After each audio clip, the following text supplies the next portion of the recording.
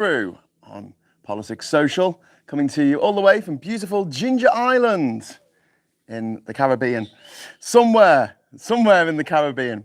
A big shout out to everyone in the chat there. We've got quite a few already. We've got Billy Kershaw, we've got Duke Vengeance, we've got Gallifreyan Ven. Is Clarkson a hypocrite or just a rich chancer? Get MHK, Jenny Davis saying hello. Hello, everyone. Right, so let's have a little bit of a laugh. Should we have a bit of a laugh, shall we? Because we need a laugh. We need a laugh. Now, if you do want to laugh and you haven't actually seen this clip yet, there is a clip of, I think it's Victoria Derbyshire, interviewing Jeremy Clarkson at the farmers' protest yesterday, in which she says, you know, how come you're here when there's farmers who actually need it, like, you know, who actually farm, whereas you just bought your farm to avoid inheritance tax? And he went, no, I didn't. You got to prove that. He said, well, you said it in a Sunday Times interview in 2021. Specifically said, this is a great way to avoid inheritance tax.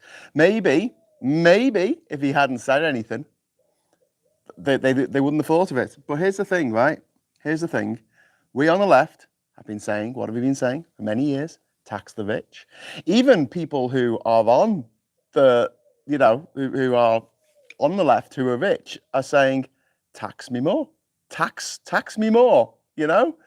Like, the fact that the rich don't get taxed as much as the rest of us proportionately is a source of constant, not just irritation, but it kind of makes people like disengage from politics. They just don't want to know, you know? It's just too frustrating to realize that someone who earns 50, 100, a million times more than what you earn pays a fraction as a percentage of their income in tax. Now, let's talk about the farmers, because I do have some sympathy for farmers because it is a very hard job. They heavily rely on subsidies, especially if they're making, you know, growing stuff that doesn't really make much of a profit. Maybe they're only earning about 30 grand a year. It's a lot of work for £30,000 of profit. I completely get that. However, this has been a loophole that has been exploited by the Jeremys of the world, both Dyson and Clarkson, and probably many others.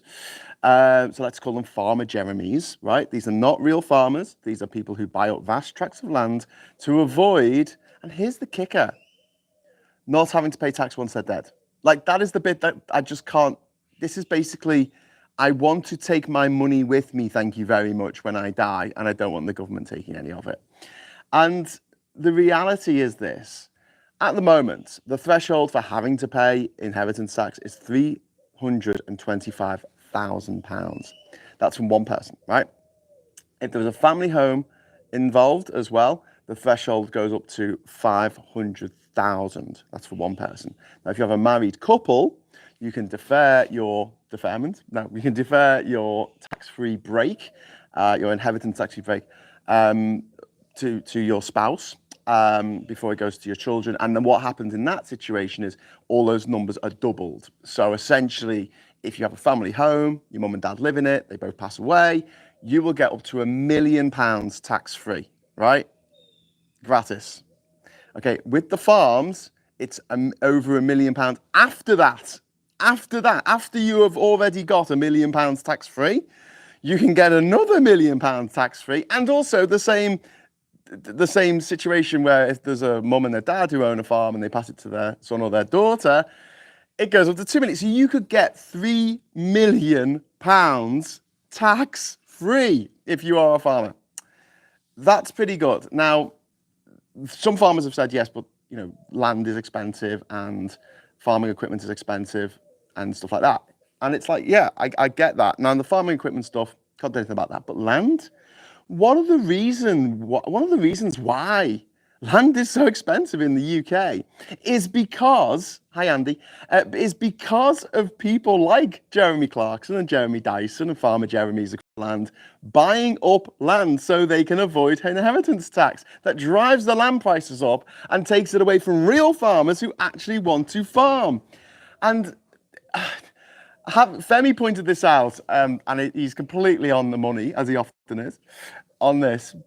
He pointed out, like, if you're going to have a protest, right, against this unfair inheritance tax, right? Which, by the way, is only 20%. Everywhere else is 40%. It's 20% for farmers, and it's repayable over 10 years, okay? Really important to stress that. But to have as the person speaking at your event, Jeremy Clarkson, who is on record for saying that he bought a farm to exploit, specifically to exploit the loophole in the law that allowed you to give farmland to your children tax-free. And now he's spitting feathers because he's going to have to pay tax on it. Like, I think this is brilliant. I think this is one of the best new Labour, new old Labour. They call themselves new Labour, don't they? This is the best Labour policy of the lot, as far as the budget's concerned. Like, looking at it, it taxes the rich. It doesn't tax them until after they're dead, so who cares? And, you know, it's obviously upsetting the right people because you had Nigel Farage, yeah? James Dyson, sorry, not Jeremy Dyson. Well, you know, just go and Farmer Jeremy's. They're all Jeremy Dyson, Jeremy Clarkson, Jeremy Hunt. They're all just like posh little nepo babies that, you know, can be safely ignored. Well, I wish I could safely ignore them. But yeah, I think it's one of the best ones they've come up with for raising revenue for the government, taxing people who deserve to be taxed, who have done this specifically to get out of paying taxes. If they'd had their figurehead at the march yesterday as some working class farmer who, for whatever reason, their farm was just over the limit and they'd have to pay loads, because the first lot is tax free. So it's only what your farm is worth over £3 million that has to be taxed. And again, you get it paid back over 10 years, which the rest of us don't get to do. So they're still getting a bit of a tax break in that respect. Jeremy Clarkson is getting a tax break. James Clarkson even, James May. They'll all, they'll just fall out the Jeremy tree. But yes, it is just absolutely hilarious that the farmers have done this protest and had Clarkson as their figurehead. I mean, if you're going to have a serious protest and like get people on side, that is not the way to do it, lads. Sorry, it's really not the way to do it. And I think that this is a rule that most people, the vast majority of people, I don't know, plural of anecdote isn't data, but what I've seen online, there's a lot of people who are going, I've got no problem with this, and explaining it to people and going, it's all right, actually. I don't think any farmers are saying this, but the average bod in the street are like, well, how can you buy £100 million worth of land in order to give £100 million worth of assets to your child without having to pay any inheritance tax on it? Don't forget, the Duke of Westminster, when he died in the 2000s, he left his son over £11 billion, and his son got it tax-free. Tax-free, £11 billion. And you can't even accidentally drive in a bus lane for 5 seconds before realizing you're in a bus lane and then get out of it without having to pay a massive fine. Anyway, why should we inherit anything? Well, number 3, exactly. That's a very good question, Richard. Because if these free market absolutists were really serious in what they say of, I don't need any state support, we shouldn't pay taxes, no, we shouldn't give anything to the poor, it's their own fault for being poor, I had to pull myself up by my bootstraps. Okay, cool. No, the inheritance tax is 100%. That's it. As soon as you die, all your stuff goes to the state. Your kids don't get any of it. That's it. That's the rule. So you can spend money on your kids while they're alive, while you're alive. Yeah, you can do that if you want. Can't take it with you anyway. 100%. And then the kids, they sink or swim, depending on, whether you've taught them well. I don't know. But it would reduce the number of nepo babies running our media and our arts and our politics and everything else and our businesses. Ban inheritance. Clarkson said he had a heart attack recently, so he's obviously concerned about inheritance tax. Yeah, but he doesn't have to pay it. This is the mad thing. It's like the people who are protesting are the ones who have to pay it. It reminds me, years ago, I was in Australia, and it was when this carbon tax was coming in. and it was a tax on carbon companies who were polluting a lot. And there were people in the audience. They did like a Q&A, which is their equivalent of question time, and they had like a very young audience there, and then they had some like old guy on the panel, or vice versa, and the old guy was basically saying, "It's all right for you. You don't have to pay this tax." And the young people are like, "Yes, we will. We will have to pay this tax for the rest of our lives, Grandad. You'll only have to pay it for the next 10 years by the look of you. Maybe if you're packing the tabs, you might last a bit longer." Nepo money or not, the old boys club will look out for each other, says Gallifreyan man. Yeah, but it'd make it a little bit more of a level playing field. I too have a dodgy heart. Do I get to complain about inheritance tax? I have a couple of quid in the other room. To Gallifreyan man. Well, yeah, exactly. It does look like the rich are belly aching, but this is what happens when you tax the rich. This is exactly what happens when we do what all leftists in the world want to do. They write it on walls, they put it on placards, tax the rich. Okay, let's tax the rich. And what happens? The rich, they get well organized and they go out and they start whinging about it. They'll be protesting, they'll be causing trouble. It's, Russell says, let them deduct the funeral expense though. Nah, just dig a hole in the ground. Viking burial. Let's have a look at what else we've got here. Honestly, I'd be more surprised that Clarkson had a heart. I would have had more respect for it if she leaned out of a window, giving them for Rachel Reeves, she leaned out the Westminster window, giving them the middle finger. Yeah. But I mean, this is a bit like the winter fuel allowance, okay? I absolutely agree with the idea that millionaires should not be getting 300 quid off the government. Like the rest of us shouldn't be giving millionaires 300 quid. It's ridiculous. It's a ridiculous thing. In the same way, we shouldn't be subsidizing oil companies. We should be subsidizing renewable energy, which is better for the future and better for British jobs in the future, because there's going to be no jobs in fossil fuels once they run out, or once the earth heats up so much that we can't actually live here anymore. But yeah, they don't seem to care about that. It is funny, isn't it? Like the same people like Jeremy Clarkson who want to, who very much, care very much about the future because they don't want their kids to have to pay inheritance tax. They care so much about the future of their wealth. And yet they don't give a shit about the future of the planet. Jeremy Clarkson being case in point, this guy who is a self-confessed petrol head who just loves to go around causing lots of CO2 emissions into the air. You sound like my mum then, Graham. Her wishes were, and I quote, "Just dump me in a ditch and get the pub." Says, "Oh, like your mum." I'll be very happy to pay the inheritance tax when I inherit Ginger Island, says Mike Dix from Trumpton. Yes, okay, fair enough. I don't think you'd have to, mate. It's a fucking swamp. Talking of the swamp, if anyone wants to help out with the dirt deliveries, we're probably, let's talk about financials of Ginger Island at the moment. We're probably about halfway through. We've probably got about I'm halfway through my stay here, right? So this is the 11th day I've been on the island, and I'm only here for like 21 days. So yeah, I'm just over halfway from being here. We have shifted about over 2,000 bags of soil from the mainland over to the island by now. We're getting about between 300 and 500 bags can be delivered each day, depending on the weather and the sea level, loads of different factors.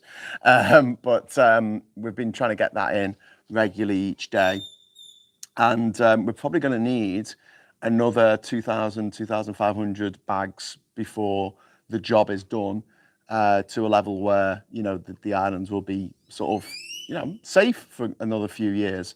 And this is going to be an ongoing job.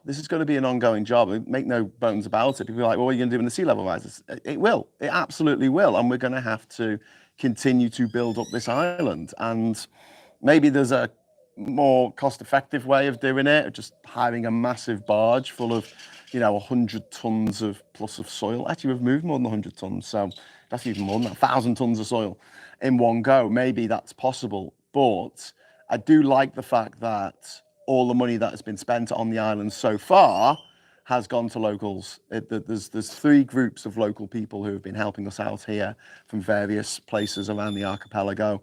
And some charge a little bit more, some charge a little bit less. Some of the soil's better for spreading out over the island. Some of it's better for using as against the wall, depending on the consistency. So if it's more sandy, it's better to spread out. It absorbs the water and it looks nicer and things will grow in it quite well. Whereas the more thick clay, thick soil that's really sticky, that's better to put on the edge there. So yeah, we've got a lot to go. I'm putting all this on my credit card. I'm going to just be, completely honest with you here. I do not have the money to be doing this. It's all going on my credit card, which I'm then going to transfer and then hopefully don't have to pay it off for at least a year at 0% interest for a year. But if you can help us out, that would be really, really, really helpful. As this isn't my home anymore, but it is home to Ishmael and his wife and his 2 daughters, Lorena and Madalena. And I think it's a bit, I want them to be able to live in a nice place. And I would like people to be able to come and stay here. They can't at the moment because it's a swamp. But people who want to get away for a little bit. And, if anyone who's watching this has contributed this time or last time I was here when I was with Marcus a few years ago, if you want to get in touch with me and say, hey, is it all right if I stay on Ginger Island for a couple of weeks? Absolutely. I mean, come, me isla is su isla. So just get in touch. So thanks very much to Alistair, who's just dropped 30 quid. 30 quid. Thank you. Soil Fund, maybe Rock Fund. Thank you very much to Alistair there for Asderm. And and again, here's some beer money so you don't put it on the rocks or soil, Graham. Thanks very much, Alistair. I'm trying to cut down on my beer intake. Again, I'm trying to just live as frugally as possible here. I could show you my fridge. Maybe I should show you my fridge. I've got a piece of chicken. I've got 5 eggs. And oh my God, I've got some serious news that I need to impart, that I need to share from Ginger Island. We're running out of tea. I misunderestimated how many bags of tea I would need. I just grabbed a handful, thinking, oh well, don't need that many. But I've been making cups of tea for Ishmael and sometimes Domelina as well. And tea bags run out really quick, actually, surprisingly, when you drink a lot of tea. I've only got 4 bags left after this. And I can't get decent tea bags here, so I'm just going to have to go without tea for a week. It's all right. I will survive. Don't put the little violins away. Put the little violins away. Just put them away for me. But it's heartbreaking. It's heartbreaking for me. The only tea they have here is that dreadful Lipton yellow label, which I think is made by Americans. It must be made by Americans because no real Brit, no true Scotsman, no true Brit would create such an abomination of tea. Low on tea and national fires, GI news breaking. Time to start brewing mangrove leaves. Oh, I think they're poisonous. I think they're super poisonous, mangrove leaves. You don't want to eat them. They're really impressive. If you have mangrove leaves brushing against a metal roof, they'll eat away the metal roof. Talking of Graham, so change the beer money for tea bags. No, it's gone, mate. It's gone. Thanks anyway, Alistair. But I'll probably spend it all on soil. Sorry. No tea, says Graham. The horror. Exactly. No tea, Vicar. So I've got a fun story for you. So I was in town yesterday. I was in Bocas Town, picking up that pipe that you may have seen if you watch me on Facebook. If you follow me on Facebook, it's Graham David Hughes. Just find me on there. Same handle for Instagram, Threads, and for the new and upcoming Blue Sky, which is actually good now. It wasn't good 2 weeks ago, and now it's good. So something good has come from this bloody horrible election with Trump. Is everyone's left X, and they've all joined Blue Sky. So we went into town to do some paperwork for the island. And on the way back, and get that pipe. And on the way back, I went to the grocery store and bought a few things to eat, So some eggs and a bit of chicken and stuff and some cereal and some milk. And I bought 3 bananas. Now, I was going to buy some oranges because they're good to keep in the fridge. And I was going to buy some apples, and I forgot. So I only had these 3 oranges, these 3 bananas, right? And I put them on top of the fridge because you don't really put the bananas in the fridge. That would be weird. Anyway, so yesterday, working away out here in the afternoon, emptying out bags of soil as they arrive, and I made a little video, and then I came down to the boat dock, I think, to have a chat with Catherine, because I get the best signal here. This is why I'm always at the boat dock when I do these things. If you watch the tour of the Ginger Island house, I couldn't have done that live because the signal's all over the place. Like if you go right to the top of the house, it's great, but if you go further down, there's like some dead zones in the house. Anyway, so I come down here and have a chat with Kat, and then I head back to the house. Go back to the house, and the 3 bananas on top of the fridge have all been eaten. Like, they've been peeled, and they've been eaten, and then 3 orange peels have been left on the side in a row, like on the tabletop. And I'm like, what the hell? Ishmael, why'd you eat my bananas? And Ishmael's like, hey man. And I'm like, well, why'd you eat my bananas? He went, I didn't eat your bananas. I said, did Dormalina eat my bananas? He says, no, she didn't eat your bananas. And I'm like, what the hell? What happened to my bananas? And he went, oh, might have been like a little monkey or something, or maybe a little, an opossum. And I'm like, what? He goes, yeah, look at the bananas. And I looked at them, and they'd actually been they hadn't been peeled. They'd been broken like in half, and then all the inside had been eaten. They've been left in these 3 little neat piles. So whatever it was came into my house. A little monkey, or whatever it was, came into my house, ate my freaking bananas, and then just left the peels like on the side. They didn't throw them on the floor. I mean, they left them on the side, like a. I was like, I'm a bit upset about losing my bananas, but at the same time, I'm quite a little bit of respect for the tidiness of that either a possum or that monkey that came into the house yesterday and stole my bananas. Anyway, life lesson learned. Keep an eye on your bananas. Oh my God, we've got a massive super chat's come in. I can see at the top. Whoa, Andrew Dixon, thank you so much. £100 for the soil fund. Andrew, you are an absolute legend. Thank you. That's 100 bags of soil. Wow. Thank you. I think I should spend the rest of the show just saying thank you to Andrew. Thank you, Andrew. Thank you. Yorkshire tea grown on the eastern slopes of the Pennines. Yeah. Wow. Says Billy Kershaw. You're low on tea and your bananas have been stolen. It was the PG Tips monkey. Yeah, probably was. Nice one, Andrew, says Mad Monk. I completely agree. Alistair Andrew Dixon, thank you for the support. Thank you. And that's from Alistair. OCD, monkery, opossum.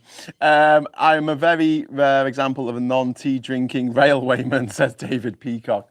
Well, yeah, I mean, I like tea and coffee. It's fine. I can drink either. I'm not like, God, don't drink tea. I drink coffee. Or I don't drink coffee. I drink tea. I'm happy. I'm happy for both. If Liverpool do well in football and Everton do well, I'm happy. That's fine. It's okay as long as Manchester United don't do well, or Chelsea. I'm generally speaking, I can drink Pepsi Cola and Coca-Cola. I don't think life needs to be as many binary choices as we like to think.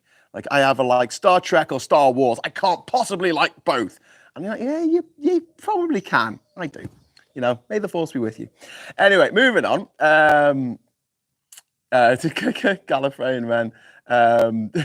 Just laughing. Thanks so much to Andrew Dixon. Andrew Dixon, £100 super chat. That is just phenomenal. That just makes it all worth it.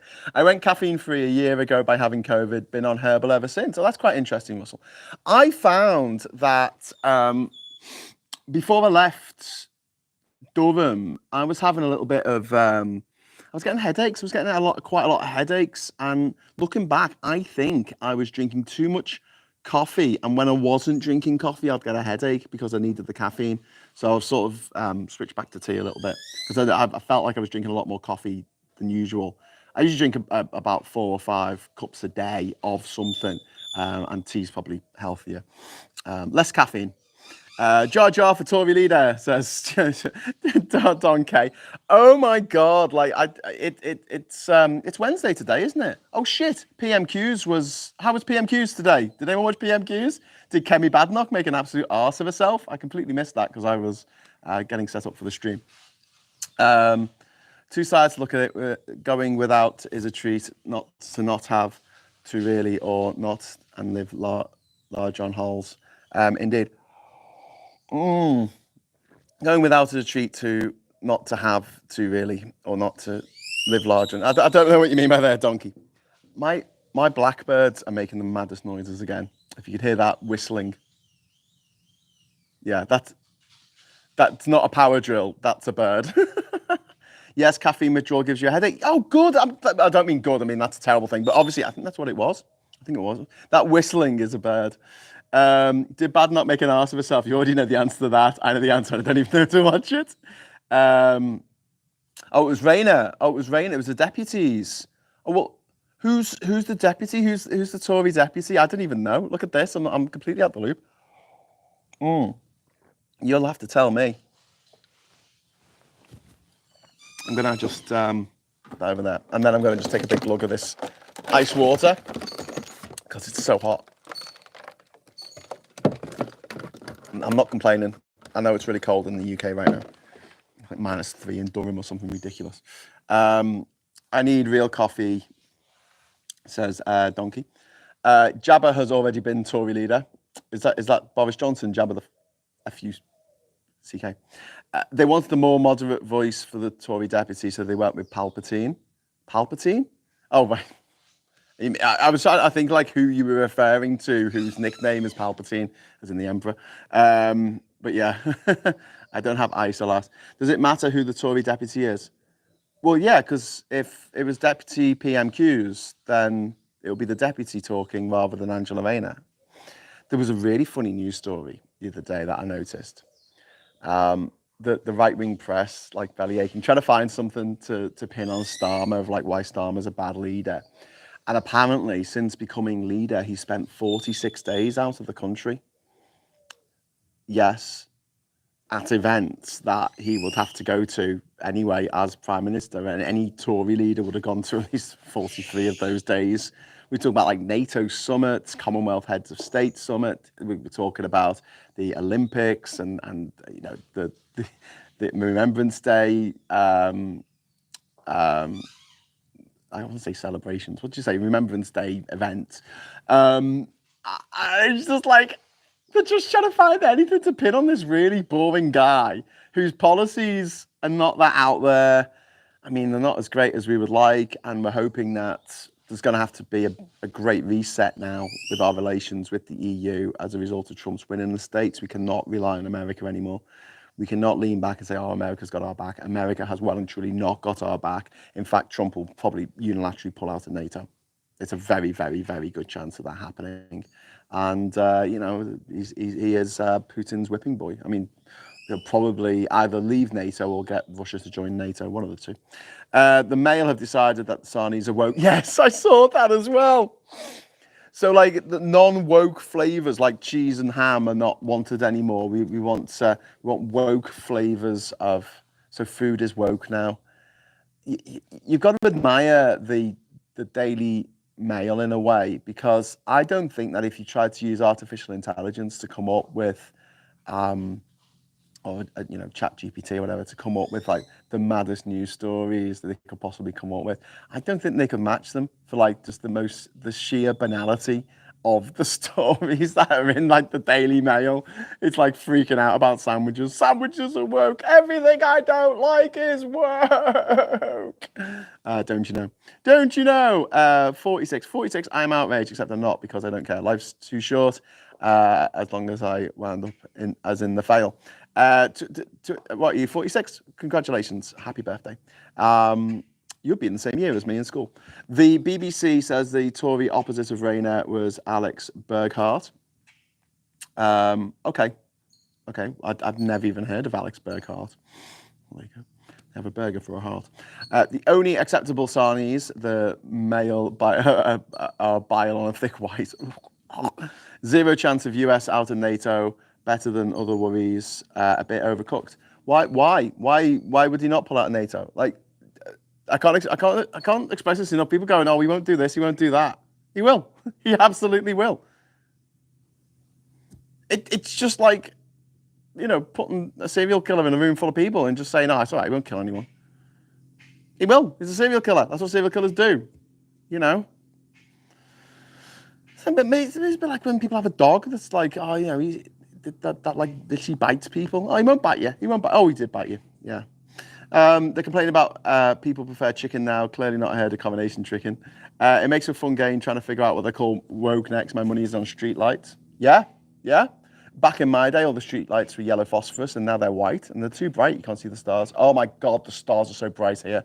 If you want to go somewhere nice and warm and look up at the night sky, this is the best place. Like last night, it was phenomenal. I couldn't believe how bright the stars are. That in the UK, even on like a very, very clear night, because of light pollution and because of pollution, it's that the stars aren't that bright, but here it does look like pinpricks in a curtain with a massive, massive sun behind the curtain. It's really, really impressive. And because we're so close to the equator here, we're only 9 degrees north of the equator, it is possible to see the North Star. I can see it. If I look towards town, if I look over there, see that bit there, that's town. If I look that way at night, I can see the North Star low in the sky. And I can see all the other stars wheeling around it, the Great Bear and Cassiopeia and everything. If I look the other way, at a certain time of night, I get up a bit high, maybe go upstairs in the house, I can see the Southern Cross as well. So I can see the North Star and the Southern Cross at the same time, which is so cool because it means like essentially, apart from a few, the thing is, there's no southern. There's the North Star, there's Polaris, but there's no southern equivalent. You've just kind of got to guess where the southern pole is by using the Southern Cross as I think it's like 3.5 Southern Crosses and then a line down to the equator, a line down to the horizon to work out where south is. But so yeah, pretty much all of the constellations can actually see, throughout the night here in Bocas. So yeah, if you are a stargazer, if you like looking at the stars, this is an awesome place to come. Plus, it's nice and warm.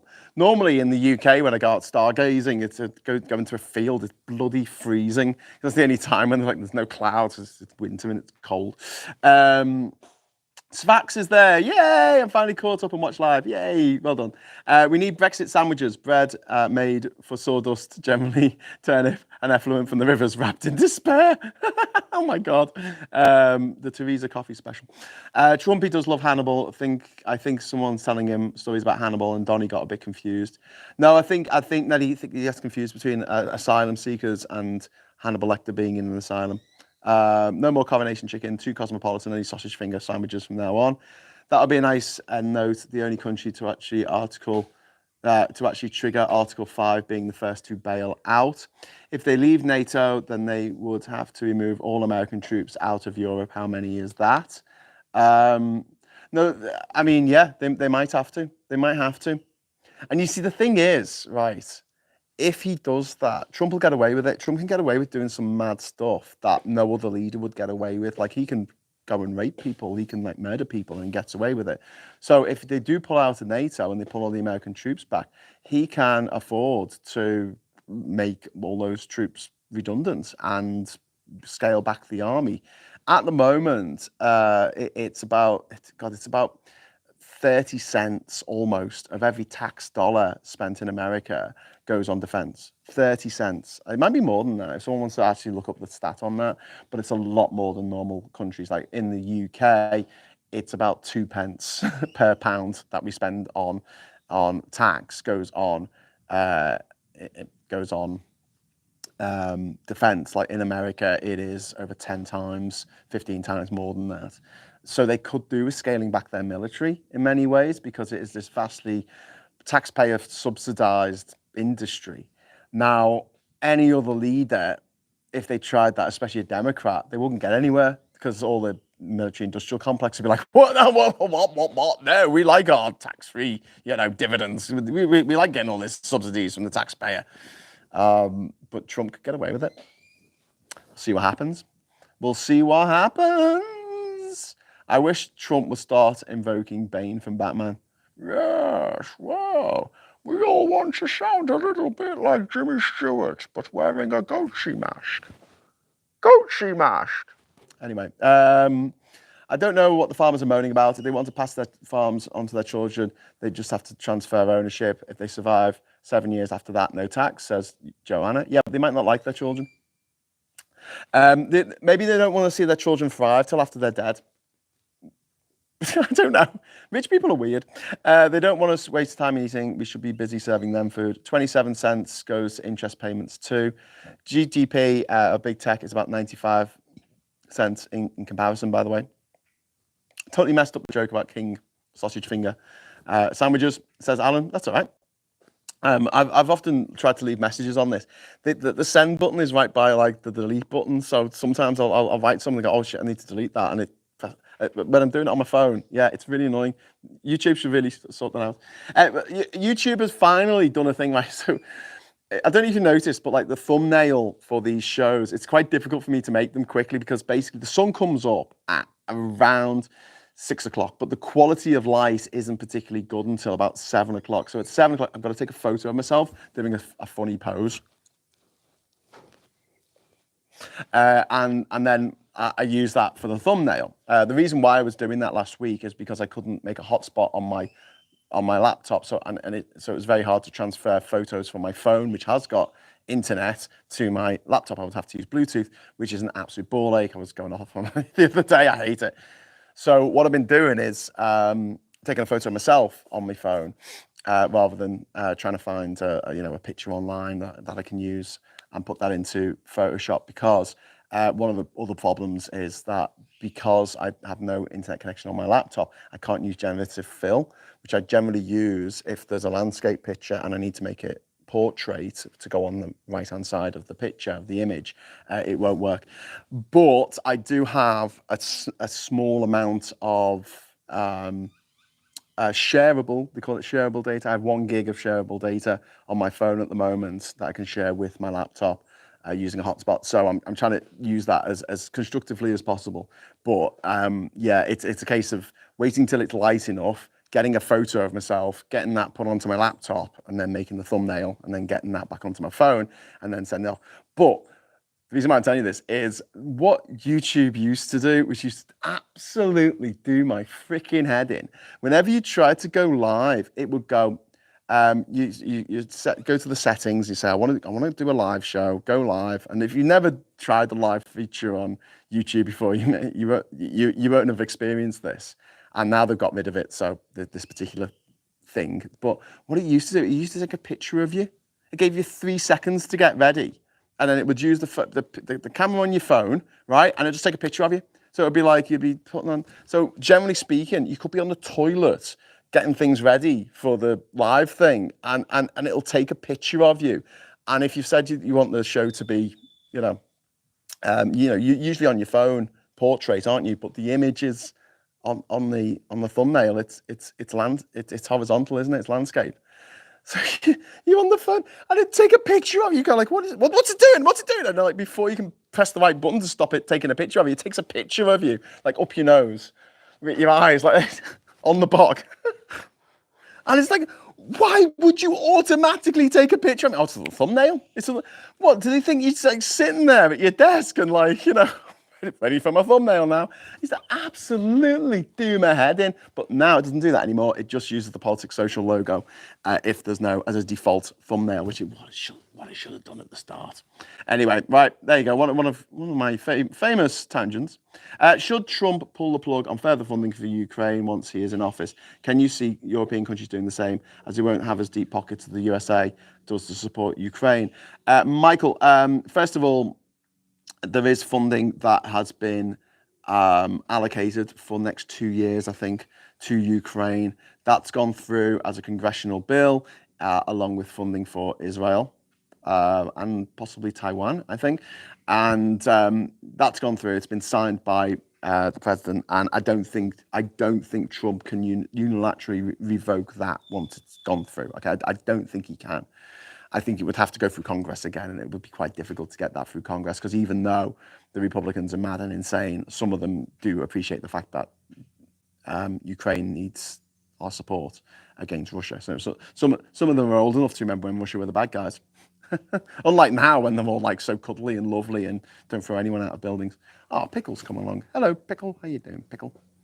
Hello, Pickle. I'm just saying hello to my dog. Oh, you're so cute. You're so cute. She's very happy. She's just had some food, haven't you? Just had some food. Just had some food. Just had some. Sorry, no one can see. No one can see what's going on here. Actually, where's my little doggy? Is my little doggy here? Hello. Do you want to say hello? Do you want to say hello? Do you want to say hello? Do you want to say hello? Anyway, yeah. So I think that's gone through, right? So Ukraine, at least for another year, should be getting enough money off the states. As to whether the EU should stop funding Ukraine, no, or European countries, absolutely they should be funding Ukraine up the kazoo. Like they need to keep funding Ukraine against Russian aggression, because otherwise Russia will, as you know, as do all empire-building lunatic countries, will continue to expand. It's not like Britain went, well, we've got India now, we don't need to, subjugate half the people of Africa.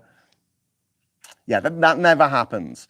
So I would like to see more money coming in and more support into Ukraine from Europe to try and finish this war sooner rather than later. Trump's going to be no use to anyone. Do you remember when his son-in-law said he was going to bring peace to the Middle East? How did that go? Did Jared Kushner bring peace to the Middle East? Did he, hell? I got another super chat. Thank you very much to John C. Raising a lunchtime glass of red to your good health, Graham. Oh, John, thank you. I'd love to do the same, but I've just got this absolutely massive gallon bottle of water. Which is on the constant refills. It's on the constant refills. It's quite overcast today. It's not as sunny as it normally is, which is good for me because it means that I'm less likely to burn and it's a little cooler, so I can do more work. I get to around 12 o'clock, 1 o'clock here, and when the sun is like at the highest point in the sky and there's no cloud, it is like yesterday, it was just oppressively hot. But luckily, where we're working at the moment along the shoreline, there's obviously a lot of trees there. There's the mangroves and stuff, and they offer some protection from the sun. I love mangroves. Gotta love a mangrove. Raising glasses. Yes, we're raising glasses. Trying to expand like a fart at a buffet. What? Joanna says, a lot of the US always underestimates the EU. They forget how big it is and how big the combined economy is. Yeah. In fact, the US economy is still bigger than the combined economy of the EU, but the population of the EU is a lot bigger than the combined population of the US. So the combined population of the EU is I think it's a bit less now because the UK left, but if you include the UK, it's over half a billion people, whereas America is just 330 million. And yeah, in some ways, Trump is going to ensure that we have to start doing stuff for ourselves and stop relying on the US so much. And maybe that's a good thing. Maybe that this is the time that, my heart breaks for the people living in the States and the shit they're going to have to put up with over the next few years, few decades as a result of this man being in charge and him having control of the Senate and the House of Representatives and the Supreme Court and the Department of Justice and the CIA and the FBI and the Army and the Navy and the Air Force and the Coast Guard and the Post Service and oh my God, like having a president is the most ridiculous thing a country could ever do. Having a president is just bananas. It's like Brexiting every 4 years. Like, why would you give one man that much power? Because they're not all going to use it well. And Trump certainly isn't. But yeah, if it does drive us back to our friends and colleagues, cousins, brothers and sisters in Europe, then fantastic. In a way, silver lining to that cloud. And I want to see that. I want to see more European integration. I want to see the return of freedom of movement. I want to see the return of the customs union and the single market. And this is going to push that, because we are going to have to really reassess how we do things. People talk about how we need to trade with the rest of the world. It's very important that we trade with it. We don't need to trade with Europe. We've got the rest of the world to trade with. And what they don't realise is there's only 8 countries actually, outside of the EU that are regarded as advanced economies outside of Europe. There are only 8 countries outside of Europe that are regarded as advanced economies by the IMF. There's about 40 countries that are regarded as advanced economies by the IMF, and like 32 of them are in Europe. It's like, yeah, we've got all those advanced economies. So what are the others? What are the other 8? Well, there's the US, right? So forget about trade deals with the US. They just want to put tariffs on everything, which isn't going to be great for trade. There's Canada, which is relatively small. It's only 40 million people. Then you've got Australia, which is even smaller. Only 28 million people live in Australia. Then you've got New Zealand, which is even smaller. Only 4.7 million in New Zealand. God, did you see the hacker in the New Zealand Parliament last week? Oh, that's glorious. If you've not seen that clip, it is.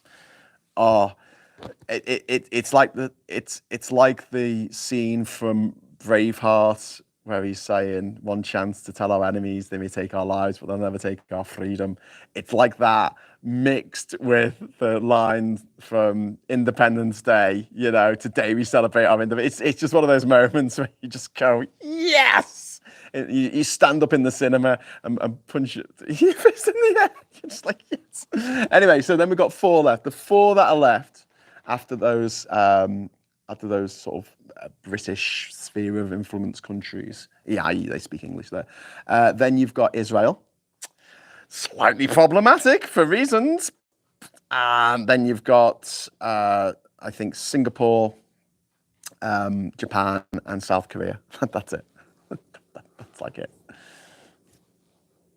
No countries in Africa are seen as having an advanced economy. No countries in Latin America here are seen as having advanced economies. And I know that whatever category you put in by the IMF doesn't really, matter that much, because there's all different ways of categorizing countries. And obviously you have emerging economies, you have countries with very fast growth, which is something the Tories are always obsessed with. Oh, this country, Bhutan, there's only 2 people and a dog live there. Sorry, a llama. No, not a llama. A yak. There's only 2 people and a yak that live in this country, but the economy is growing at 11% a year. Wow, turbocharged. And you're like, yeah, it's 11% from like very, very low base. Like, what are you talking about? But essentially, those countries that are not advanced, okay, we're not talking about developing countries, we're talking about advanced economies, don't have the numbers of people to buy our stuff, and don't have the simplicity of logistics and also trade. Like, we can try to trade stuff with Brazil, and that's fine, but Brazil is a very long way away compared with France. And also, they are part of Mercosur, which is the South American Free Trade Association, essentially. It's their equivalent of the EU. We have these around the world. We have CARICOM in the Caribbean. We have ECOWAS in East Africa. We've got ASEAN in the Southeast Asian countries. And they tend to trade amongst themselves, as freely as they can. I mean, obviously, they want to ratchet it up, but they tend to be protectionist, because obviously they want to protect what they make, so that people, when they're given a choice between an exact same product or service that they create compared with something that's made in Britain, people will buy, of Brazil, will buy the stuff from Brazil, or they'll buy the stuff from Argentina, or they're probably pulled out of Mercosur now because of that Millie dickhead in charge, or Chile, or Peru, or whatever. So trying to break into those markets is difficult from a sort of tariff point of view, but also it's difficult from a logistical point of view, because you've got to get the stuff over there. And a lot of the time, like, unless you are selling something in the levels of bulk that only places like China can really, really create, you're setting yourself up to fail. You're really setting yourself up to fail. And that, to me, is something where I look at it and go, all this stuff about trading with the rest of the world, it shows a general ignorance of the way that the world actually is. I mean, maybe they want to think about the way they'd like the world to be, but it just isn't like that. There are 56 countries in the Commonwealth. You put 50 of those GDPs together, 50 of the 56, right? You put them all together, you add them all together, and the GDP that the figure that you get at the end of adding together the GDP of 50 independent states, 50 independent countries, is less than the GDP of the UK. What are we going to sell them? And so now one of our biggest single trading partner, as in a country, obviously our biggest trading partner is the EU, but as a single country is the US. After the EU, the US. And if that's not taken off the table, we are going to have to scrabble around trying to find somebody else to trade with. It's as simple as that. And Europe's right there, guys.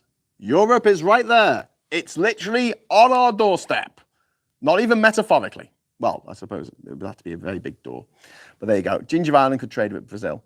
Yeah, I suppose it could. I mean, we don't really. I think I don't know which group. I don't know if this isn't part of Mercosur. I think this is part of the Mexico sort of area, Central America trade bloc. I'm not sure. I'll have to look it up. The minister who introduced the bill belittling the protesters. Is that who that guy was? There was a protest rally in Wellington, New Zealand yesterday against the, I'm probably going to say this wrong, but the Hikoki Mau Te Tiriri bill, pronounced that completely wrong, attended by 45,000 people. Thousands of people have marched 600 miles down to the country to the parliament. Oh, that's fantastic. Trump supporters, this is from Donkey, are usually a supporter for one or two big lie reasons, dozens. So one at a time might find Trump voters who might find their Trump chocky smells like a farm, if you know what I mean. Well, yeah, that's putting it one way. Ireland, Germany, Italy, Czechia, and many other countries have presidents, but they have about the same amount of power as the Queen. Yes, facts. Yeah. India has a president as well. It's ceremonial, which is great. That's the way it should be. A ceremonial post that ostensibly is the head of the country, right? The head of the nation, obviously the head of state. So the head of the state isn't also the head of government at the same time, which is what you have with the president, like in America. I have no problem with that at all. But my issue would be with an elected head of state in this country is that invariably gobshites like Nigel Farage, populist gobshites, demagogues would get that role. So you'd have to make it unattractive for them because there's no actual real political power. But if there's an emergency, it's the kind of situation where I like the fact that in the UK, the British Army, for instance, swear allegiance to the King, right? They don't swear allegiance to Parliament. They don't swear allegiance to Keir Starmer. It seem a bit weird for Keir Starmer to be commander-in-chief of the army, not having served, not knowing anything about military affairs, tactics, strategy, anything really to do with the army. Like making him the head of the army, that just seems really, really weird. But in the US, because of their history, because of George Washington, the president is automatically the commander-in-chief of the army, even if they know nothing about anything to do with the army. It's interesting because up until I think it would have been, I'm trying to think of who was the first president not to serve. I think it was Clinton. Was it Clinton? Did he not serve? All the other presidents up to that point served, and after him, I don't think there's been a single one in the army or navy or air force. I could be wrong on that. If someone wants to tell me that Gerald Ford didn't serve or something, let me know. But I like the idea that if the Prime Minister of Britain was mad and said, I want you to go and shoot all these protesters, that our peeps can say no legally, can say no, we're not doing that because it's against the law, you nutter, and we don't swear allegiance to you anyway. Go away, stupid man or woman. Whereas in the States, technically, Commander-in-Chief, he orders something the army to do, they're supposed to do it. Now, in the past, you could say, well, it's okay because if he orders them to do something illegal, then they can say no, right? Because it's illegal. They say, oh, I'm not going to shoot these protesters. That will be illegal. Yeah, but now the Supreme Court have given Trump the right to do whatever he wants and make things legal. You know, like the Emperor in Star Wars, I will make it legal. Yeah, they've given him the power to make anything he wants to do legal. And plus he has the power to pardon anyone who does anything wrong. So with those two powers together, think about what he can do. He can order his troops, his private security, if necessary. He can order the army, the reserve guard, the National Guard, whatever they're called, to murder innocent civilians standing in the street with placards, right? He can order that and he'll get away with it.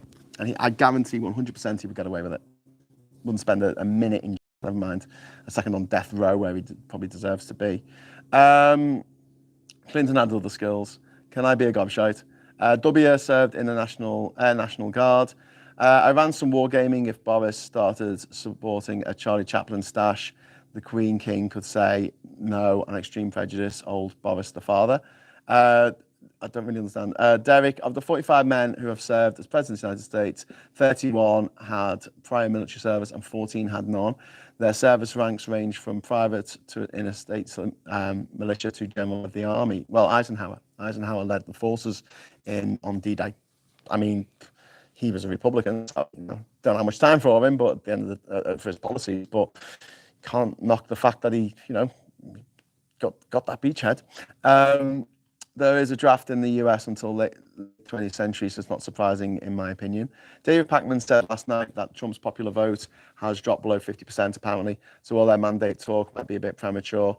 Not that it'll do much good with Trump. Yeah, David Pacman is a copium addict. Like all of his videos are always about like how Trump is finished, Trump is done for, Trump is over, Trump's going to jail, Trump's going to die screaming, and he never, I do think he has a tendency to over-egg the pudding. I don't like to diss my fellow content creators, but he's not a mate of mine, so sod it. Yeah, he tends to reach for the copium bottle instead of talking about what the reality of where we are right now and what might possibly be. Trump is a pumpkin Palpatine, Palpatine even. Very true. I have a draft card, said Donkey. Well, indeed. Well, you say the draft in the US until the late 20th century. Yeah, but that only came in World War II, didn't it? In World War II? I don't think they had the draft in World War One. I think it was just up to, didn't have the draft in World War One. I might be wrong. I've been wrong before. But I think they didn't have it in World War One because obviously that was seen as a foreign war for them. Whereas World War II, they were attacked. And as soon as that happened, it was, all hands on deck, as they say. I think we're going to have to paddle our own canoe, says Plum Duff. Lay on, Plum Duff. Graham says, George W. Bush was National Air Guard, so a bit like the TA, yeah. But having less than 50% of the vote, a very small majority, the Senate and the House can reject his candidates because he doesn't have a mandate, and not all senators are MAGA. That's true, but I don't think they will. Honestly, I would be very surprised if Matt Gaetz doesn't become Attorney General, even though the guy's a rapist. And we need to start referring to the Republicans as the Rape Republican Party until they get really, really upset about it, because they should get really upset about it. They should get really upset about it because they have a rapist in chief, Donald Trump, who is an adjudicated rapist, and you have this Matt Gaetz creep who has trafficked children across state lines to have sex with them. He's going to be Attorney General, in charge of the law. This whole thing about on the right about going after paedophiles. We're going to find the pedos operating out this pizza chain in Washington D.C. and we're going to take them out. There's a paedophile cult. There's a paedophile. I'm like, there's the paedophile cult, mate. It's called the Republican Party, or the Rape Republican Party. Trump would just pardon him first. Yeah, exactly. Yes, the US did that strange national lottery draft in World War One. Oh, okay. So there was a national lottery draft. That sounds a bit mad, doesn't it? Paddling canoes sounds like work. I think I get cozy and wait for us to sink. Paddling canoes is lovely. Like honestly, it's a nice time. It's a nice time, but don't go too far because it gets tiring after a while. The genital obsessed party, the GOP. Yeah, that's what they are. That's what you need to call them every time, because they're just obsessed with other people's genitals. The genitals of children, actually, which they demand to see in order to let them play sports. I mean, what the Rape Republican Party is doing is just basically a pedo's charter. The paedophiles being allowed to have children with children, and that child has to give birth, even though it might kill them on the way out. I mean, just it's horrific. It's absolutely horrific, and we need to keep saying it. We don't have to shy away from it and go, oh, we don't want to bring up trauma for people. I completely get that, but these people are going to create even more trauma if we don't keep pointing it out. And yeah, the people who are proud to be represented by rapists, there's something wrong with them. There is something deeply wrong with them, and knowing that and keeping away from them is probably a really good idea. Probably a really good idea to stay away from Trump voters, because you never know what they might do. Anyway, we just hit the 1 hour mark. Just then, just that moment. So yeah, we started talking about the farming protest yesterday in London. Then we talked a little bit about the islands. Then we talked about Trump, and then we talked a bit about world trade, and we come back to Trump. So yeah, there's anything else that I have missed this morning that you wanted to mention? I'm sure One Angry Pagan wants to talk about the environment. Trump flew on the Lolita Express about 10 times. He even hired actual Lolita Express plane during his campaign when his usual Trump Force One broke down. Yeah, Alan. Yeah, because the guy's a paedophile. Guy is an abuser of children and an abuser of power, which usually come hand in hand, really, don't they? Yeah, so just go back to the farmers' protest just to bring us full circle on what I was supposed to be talking about this morning.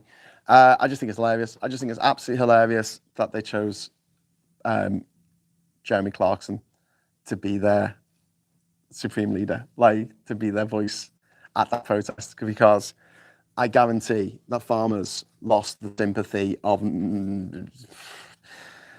don't want to say 99% of the people who saw that shit, but a very, very good portion of people who saw that and saw Jeremy Clarkson get caught out by the BBC reporter. I think it was Victoria Derbyshire, trying to belittle her, and say, oh, use sixth forms talking points of Rachel Reeves that obviously you've picked up, and the left-leaning BBC. The BBC that paid his paycheck for the best part of 2 decades. That license fee that paid him shitloads of money to make Top Gear.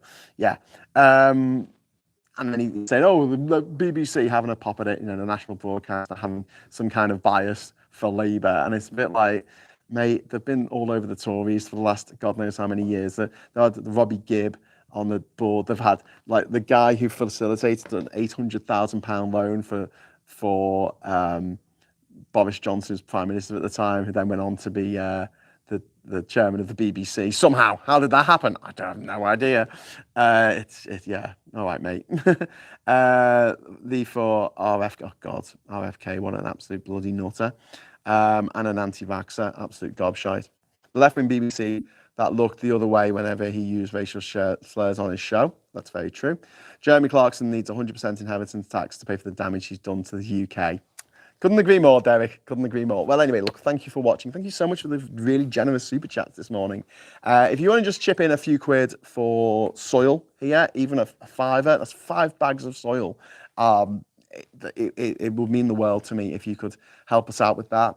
And yeah, I'm just hoping by this time next week I'll be able to do a tour of Ginger Island and show you all of the things that we've done to protect the place against these ever-rising tides. Bag of soil, I prefer a bag of crisps. Well, you can buy me a bag of crisps if you like as well.